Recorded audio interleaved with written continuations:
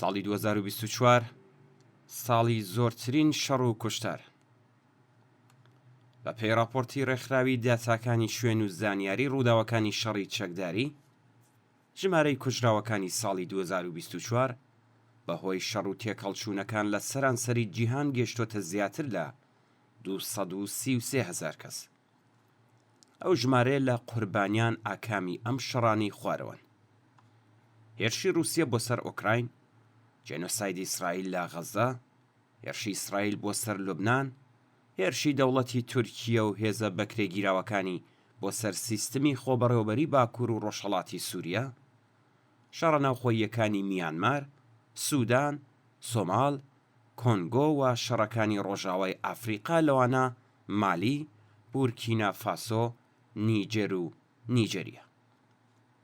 پەرەسەندنی ناتۆ تا سەرسنوورەکانی رووسیا کە لەلایەن رووسیەوە وەک هەڕەشەیەک بۆ سەراسایشی نەتەوەی وڵاتەکەی دادەنرا، بووە هۆی هەڵگیرسانی ئەم شەڕە ماڵوێرانکەرە و هێرشی رووسیا بۆ سەر ئۆکراین.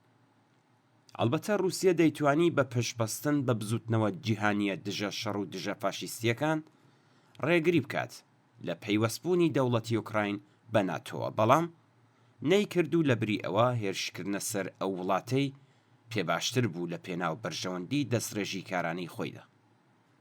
بە گوێرەی سەرچاوە عەرەبیەکان، شەڕی رووسیا و ئۆکراین بە 67,000 قوربانی تەنیا لە ساڵی 2024دا خوێناویترین شەڕ و ڕوبەڕووبوونەوە بووە لەو ساڵەدا. بەڵام بە ئازارترین شەڕی ساڵی ڕابردوو بریتیە لە جێنۆسایدی ئەرتەشی ئیسرائیل لە غەزە کە زۆربەی قوربانیەکانی بریتی بوون لە خەڵکی سڤیل و بێدیفاع. ئەرتەشی ئیسرائیل بە پشتبەستن بە یارمەتی دەیان ملیار دۆلاری چەک و هاوکاری دارایی ئەمریکا و ئاڵمان و بریتانیا، تەنیا لە ساڵی 2024دا نزیکەی 50,000 کەسی لە غەزە کۆمەڵکوش کردووە کە 2 لە سەر 3 قوربانیەکان ژن و منداڵ بوو. ئەوانە شکل لە ژیاندا ماون، مێرد، دایک و باوکیان منداڵەکانیان لەدەستاوە. تەنیا ورەی خۆڕاگری لە دژی داگیرکەران ئەوانی زیندوو ڕاگرتووە.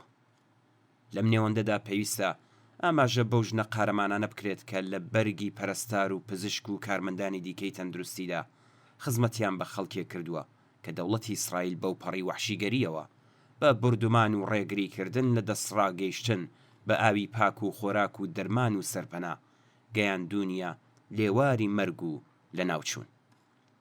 هەروە پێویستە ڕێز بگرین لە بوێری فداکاری ئەو پەیامنێر و ڕۆژنامە نووسە دڵسۆزانەی کە ڕۆماڵی جنایەتەکانی ئەرتەشی ئیسرائیلیان کردووە لە غەزە. ئەوان تا ئەو کاتێک کە ڕۆژنامە نووسێکی دیکە دەگاتە ئەو شوێنانە، ئەو بۆشاییانە پڕدەکەنەوە کە بەهۆی لەدەستانی هاوکارەکانیان دروست دەبێت کە زۆربەی لەلایەن هێزەکانی ئیسرائیلەوە دەکرێنە ئامانج.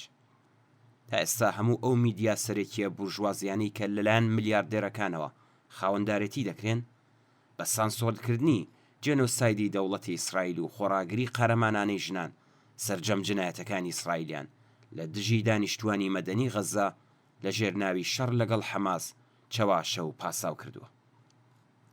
دەوڵەتە سەرمایەداریە ئیمپریالیستیەکانی ڕۆژاوە هەر گروپیان تاکێکی دژی جێنۆسایدی ئیسرائیلیان بە دژە یەهودی لە قەڵەمداوە و هەڵسوراوانی ئەو بوارەیان سەرکوت کردووە. شەڕێکی سەپێنراوی تر کە پێویستە ئاماژەی پێ بکرێت بریتیە لە شەڕی ئەرتەشی تورکیە و بەکرێگیراوەکانی واتە سوپای نیشتمانی سووریە لە دژی کوردەکان، عەرەبەکان، ئاشووریەکان و ئەو نەتەوانەی دیکەی کە لە چوارچێوەی خۆبەڕێوەبەرێتی دموکراتیکی باکوور و ڕۆژهەڵاتی سووریەدا کۆبوونەتەوە.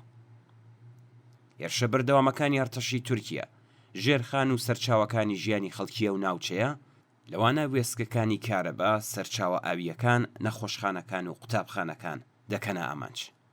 ئەمە لە کاتێکدا کە بەکرێگیراوانی دەوڵەتی تورکیە لە ڕێگەی پێشڕەوی زەمینیەوە بەشێک لە کوردستانی سووریا لەوانە کانتۆنی ئافرینیان داگیر کردووە.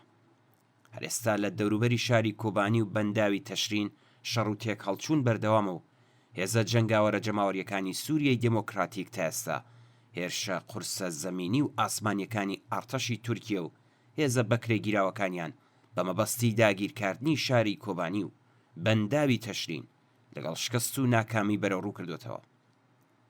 بە شێوەیەکی گشتی تا ئەو جێگەی کە پەیوەندی بە شەڕ و کوشتار و دەرەنجامەکانیەوە هەیە زۆرێک لە پێشبینیەکان بۆ ساڵی 2025 ڕەشبینانن و چاوەڕوان دەکرێت کە ساڵی داهاتوو دەبێتە ساڵێکی پڕ لە شەڕ و خوێن ڕشتنی زیاتر لەلایەن دژمنانی مرۆڤایەتیەوە.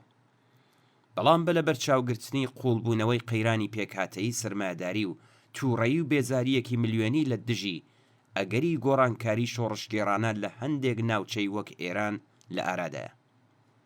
ئەگەر ئەم سناریۆیە بێتە دی، خۆڕاگرێکی زیاتر لە دژی شەرخوازان دروست دەبێت و دەتوانین هیوادار بین کە ساڵی داهاتوو لە ساڵی ڕابردوو خۆشتر